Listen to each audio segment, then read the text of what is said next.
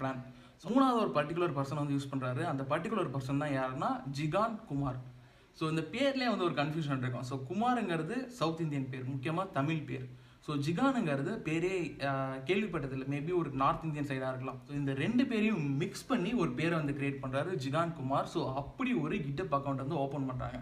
So அந்த கிட்டப் account open பண்ணி என்ன பண்ணுறாங்க அப்படின்னா, இந்த பர்டிகுலர் ஓனரை வந்து டார்கெட் பண்ணுறாங்க. எந்த மாதிரி டார்கெட் பண்ணுறாங்க அப்படின்னா, உனக்கு வந்து மெயின்டைன் பண்ண தெரியல, நீ வந்து ரொம்ப ஃபாஸ்ட்டாக இருக்க மாட்டேங்கிற, ரொம்ப ஸ்லோவாக இருக்க, ஸோ இதனால் வந்து என்னென்னா நிறைய பேர்த்துக்கு இஷ்யூ ஆகுது. ஸோ இந்த மாதிரியான பல விஷயங்கள் வந்து என்னென்னா அந்த ஜிகான் குமார் அந்த ஓனரை டார்கெட் பண்ணி கமெண்ட்ஸ் போடுறாரு.